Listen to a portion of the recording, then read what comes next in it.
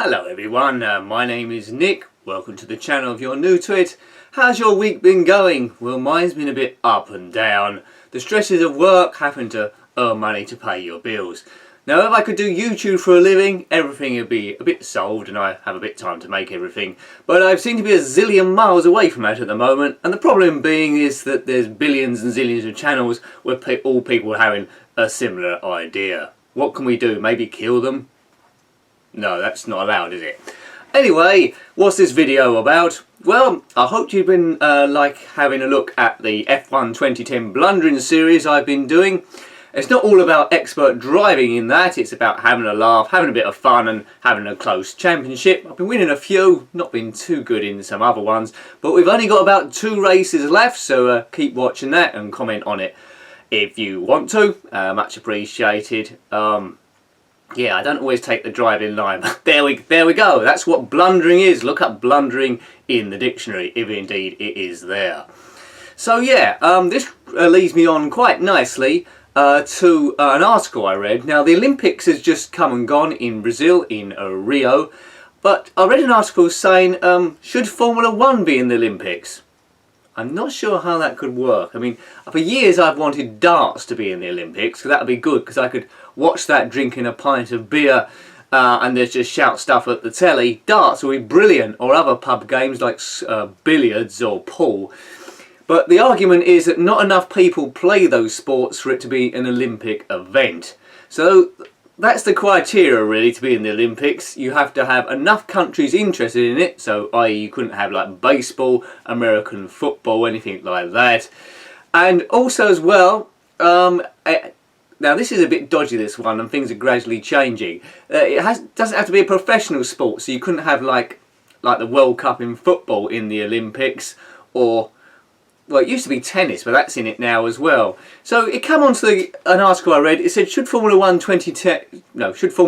be in the Olympics? Now I don't think that can work, because the Olympics is all about human endeavour over technology and engineering. And we all know in Formula 1 these days, only about 2 drivers, possibly 3 at an outset, have got a chance of winning the whole thing, because those cars at the front are so much quicker than those at the back. Now, if Formula 1 was going to be in the Olympics, as I say, I think it's pretty impossible.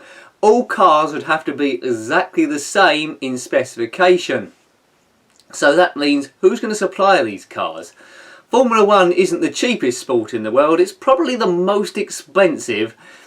So would one manufacturer have to make all these cars? And who would subsidise this? The holders of the Olympics? I don't think Brazil could afford that many cars.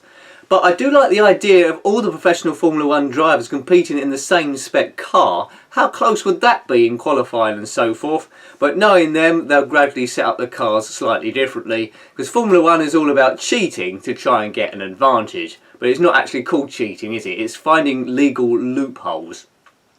The cars will have their own livery, of course, so the British cars will have the Union Jack on them, I guess, German cars in their flag, and so forth. It'll be a one-off race rather than the championship, so if you crash off you're absolutely doomed.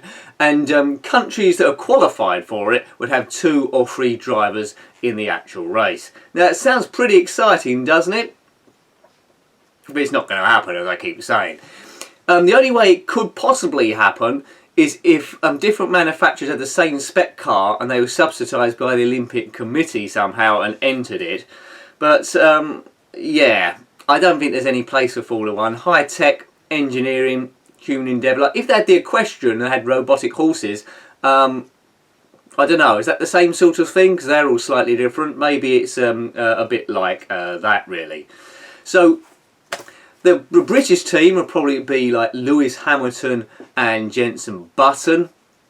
Spain would be Alonso and Carlos Sainz, I suppose. Germany, at the moment, Nico Rosberg and maybe Vettel, and then there'd be a 3rd driver as well. Maybe that could be Adrian Sutil or Nico Hulkenberg. What do you think about this? Should Formula 1 be in the Olympics, or should darts? Darts would be great in the Olympics. We'd probably clear up there completely. Now golf's in it now, isn't it? So why not Formula 1? I don't know what tracks they would have it on, somewhere nearby. Now Brazil, of course, the tracks you've got are Sao Paulo, aren't they?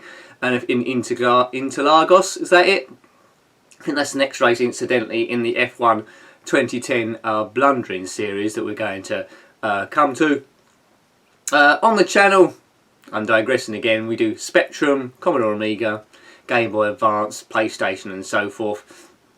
Now arguably, if I just kept to one system on its own, the channel would grow a lot quicker, because people into that one system, it will gain quicker. But although we're getting subscribers slower by doing this, I think by adding more variety, keeps it more interesting for me at least, producing the videos there. Especially the Formula 1 sort of games, and we'll be looking at more of those. But anyway, what are your thoughts? Should Formula 1 be in the Olympics as a sport, or should it stay well away? And if it is in it, how do you think it should work? Anyway, like hearing your thoughts below. And until next time, take good care of yourself and a very warm goodbye. Goodbye.